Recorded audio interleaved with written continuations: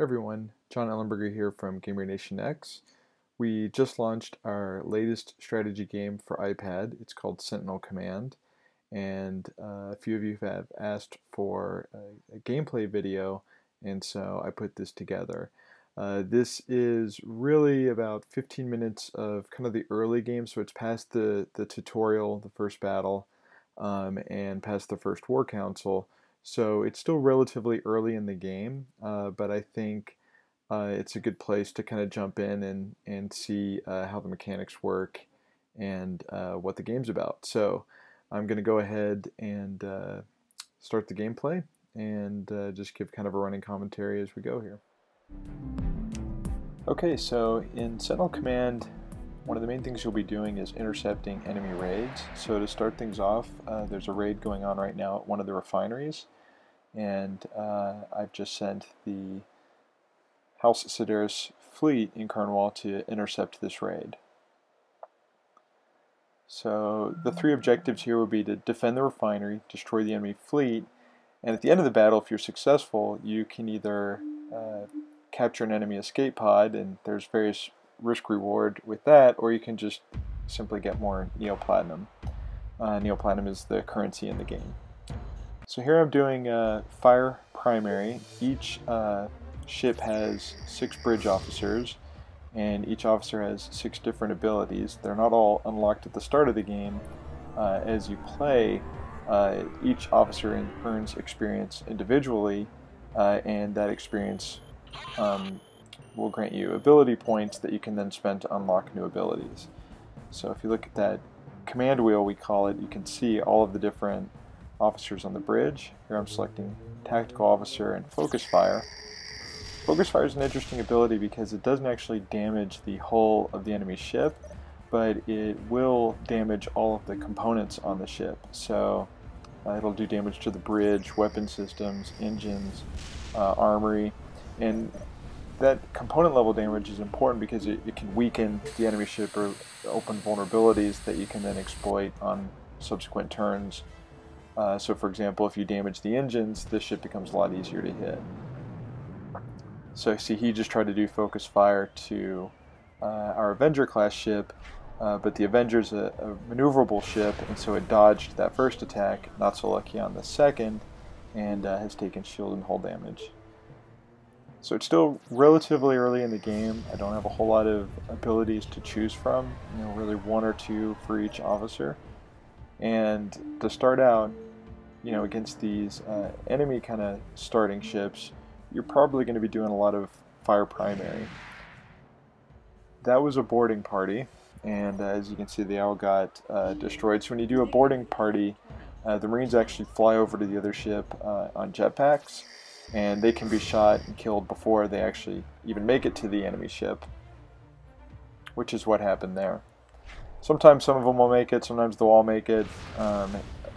It all depends on the health of the enemy security officer, the integrity of their armory on the other ship, the health of your security officer who's leading the attack, the armory on the ship that's attacking, as well as the weapons that each Marine has. You can unlock other stages of weapons, and so if they have better weapons than your guys do, then they'll have an advantage there. So one of our ships was just disabled. There's no permadeath for your ships. Instead, they get disabled, and it just means that they're going to have to be repaired back at Sentinel Station. While the ships are being repaired, of course, the enemy is then free to run rampant and raid your installations. And so, even though there's no permadeath, it does hurt you when your ships are disabled, because you want to try to keep your fleet in top operating condition to keep up a good defense. So here's the end of the battle. You can look at stats and see how much experience each of your individual crew members earned on each ship, and also look at the enemy ships and see what type of equipment they had. That can be useful. If you just lost, you can kind of see, well, why did I lose? What did they have? So right there, I decided to pick up a enemy life pod, and they had a commando squad aboard. They didn't want to be taken prisoner, so it wore out the crew, and the crew of that ship that tried to pull the life pod aboard basically lost all their experience for that battle. So now the ships are back at Sentinel Station. You can kind of see as I go through each of the crew member positions, that there's abilities that are unlocked, and I'm spending some of those ability points to unlock new abilities for these crew members, like Repel Borders there for the security officer, which is handy. Divert to shields there, Fire Secondary for that tactical officer. Since I picked up Fire Secondary, I'm going to go to the secondary weapon on this ship and upgrade that to the military missile.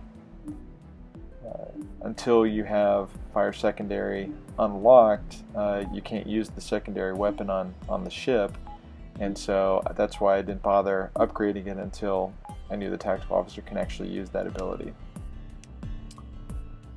So now that I've got all of the ability points that I can spend spent, I'm looking around to see where is the enemy attacking right now, and you want to kind of spread out your defense across the map, because there is a base operating in each one of those 6 sectors, and as the bases conduct successful raids, then they become more powerful. So if you ignore one sector for too long, it will become vastly more powerful than the other sectors and harder to defeat.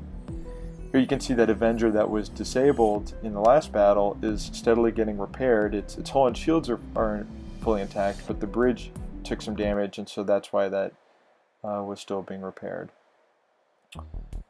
So you can pause the strategy map at any time. I had it running there while I was looking at that because I wanted to get to the War Council. So this is the mining operation report. It tells you how much neoplatinum each of the different sectors was able to extract. This is the War Council, where the other provinces for House Sedaris are asking for aid in pushing the enemy back in their sector. So since I have enough neoplatinum, I'm going to go ahead and grant all of their requests. This lets them secure one of the sectors in their province, which then unlocks new equipment and abilities for you. Some of them are free. You get them right away, like an armor upgrade or a hull upgrade. In this case, I've got a hull upgrade for all of the Aurora class ships, and so they'll be a little bit more powerful, and I also unlocked a tier 2 primary weapon, and so I'm going to go ahead and go through and spend the remaining neoplatinum that I have left over after the War Council to add those weapons to each ship, so all the ships get a little more powerful. If you look at across the domain, you can see what each province kind of specializes in, what the current status, which sectors are under whose control, are they still contested, and what the possible assets are that you can unlock by securing portions of that province. How well you do with your with the battle in Sedaris affects the rest of the Galactic War as well. So here our allies, the province of Vagar, they're fighting their own battle. Right now everything is still contested there.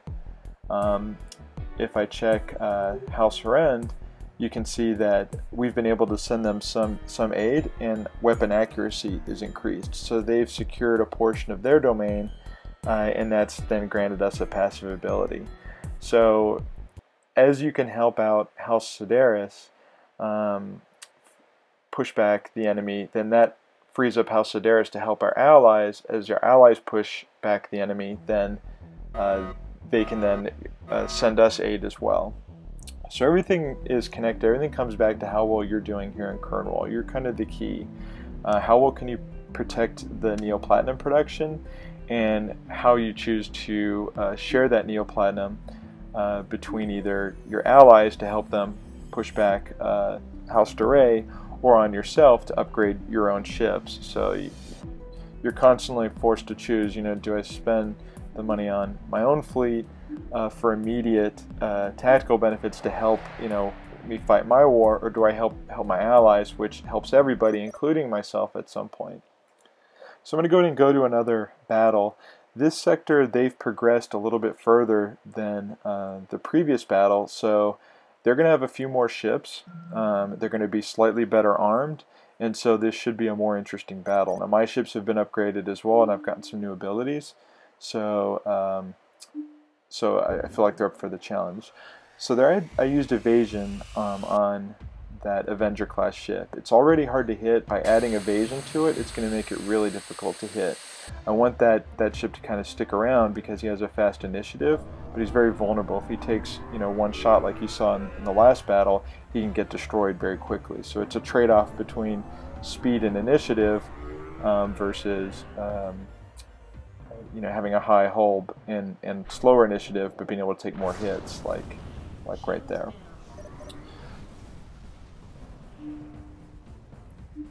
So because I just lost all my shields on this ship, I'm going to go ahead and do boost shields, and that will last for 5 turns. So each time that ship's turn comes around, his shields will get a little extra bonus on regeneration.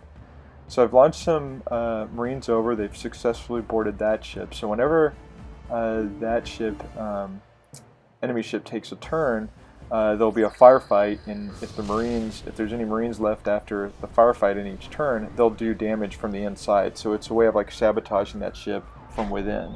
Eventually you can unlock abilities that'll let you capture the enemy ship using the Marines, but right now I'm just sending them over. They're basically like saboteurs. So here the enemy fleet's kind of singled out this ship. I believe it's the Swiftsure, and they're just pummeling it now. They're all kind of targeting it, although he just chose a new target. There's that firefight I was talking about, so I still had some Marines on board, and they did some damage to that enemy ship. So you saw his shields came back almost completely. That's because of that shield boost ability. That'll happen for another 4 turns. I'm going to go ahead and fire primary, just try to see if we can pick off a few of these enemy ships here. Now I'm going to use fire secondary. So this was that ship that we upgraded the secondary weapon on, and you can see that does a lot more damage. So I'll just take that guy out with fire primary, hopefully here. Primary weapons do less damage, but they have a higher accuracy. The secondary weapons, what we kind of thought later on should probably be called heavy weapons, they do a lot more damage, but their accuracy is a lot lower typically. So he just used an ability called Skill Shot, which gives him a higher accuracy with his secondary weapon. There goes another firefight on that ship, and their bridge took damage. When the bridge takes damage, it affects the captain's ability tree. It'll make it harder for him to use his abilities, but it also affects the ship's initiative. If the bridge is badly damaged, that ship won't be taking its turns as frequently. I'm going to go ahead and just take that ship out. Any surviving Marines jetpack over to a friendly ship. I think they're going to take him out here. Yep. So it's still looking good, 3-on-2 at this point. So he's got engine boost and evasion, so he's going to try to make it really hard to get hit here. I'm going to go ahead and do scan on one of the 2 ships. Scan is handy in that if I can now score a hit on that ship, not only will I do damage to his shields and hull, but there's a higher chance that I'll do damage to some of his critical ship components. And that can be good when they're doing stuff like engine boost and evasion, because there's a chance you're going to score a hit on their bridge or on their engines and slow them down and make them a little bit easier to hit. Another option is to send over a boarding party, and hopefully they can do some damage to their engines from the inside as well. Try fire secondary. Oh, I got lucky and hit that guy. Those Marauder class ships that the enemy's using, they are similar to the Avenger. They're maneuverable, but they don't have a lot of shields or a lot of hit points. So again, this is still early in the game. As the game goes on, there are more and more powerful ships that can take, you know, several successive hits and still be in the fight, both you and the enemy. So these battles get a little bit more tactical as far as the combination of abilities that you'll be using. I'm going to go ahead and do boost shields here again, just to try to keep this ship from getting knocked out. I'm going to do damage control. He hasn't been taking many turns because his bridge sustained a lot of damage. So I'll go ahead and do damage control to help get that taken care of. And then I'm going to send over another boarding party. There are already some Marines on board, and if I can send over a few more, it'll increase the chances that they won't get wiped out on the next turn and can keep doing damage. Stabilize is a good ability. It basically increases the accuracy of your ship's weapons. And so I did that there because this enemy ship doing evasion is going to be hard to hit. I want to be sure my next shot scores a hit on him. So I just did rally there. Alright, I got a 50% chance to hit this guy here, and see he dodged it. So when it comes back around to the Harrier or the Avenger, I should be able to score a hit between rally and stabilize. Those both boost weapon accuracy. Alright, 54% chance. He just took some more bridge damage. So that's now a 78% chance because he's using stabilize and was able to score a hit. So that's how you can kind of set abilities up in advance to string together a series of turns that lead to a good result. If I had just fired primary both times, I probably would have missed him. Alright, this time I'm just going to salvage Neoplatinum. I don't want to take a chance on the escape pod. So, got some more Neoplatinum from the battle. You always have that option.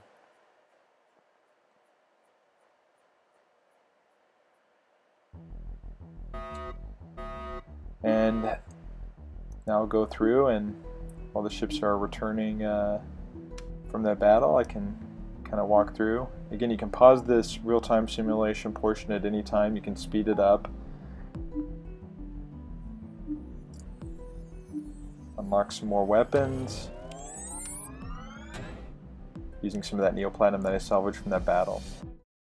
Okay, I think that gives you a good feel for how Sentinel Command is played. It really is a defensive game. If we stick around and do more games in this universe, we'll give you a chance to do an offensive campaign and do a counterattack against Array, and that'll be more of than you doing the invasion. There is a little bit to this game that I did not show. There are 6 enemy bases located in Cornwall, and once you find those bases, then you have the option at any time to launch your fleet and attack the bases. If you can destroy them and their garrison fleet, then that base is gone from the game for good, and you've secured that sector. You won't have any other raids in that sector. And so that's ultimately how you win, is by finding and destroying these 6 enemy bases.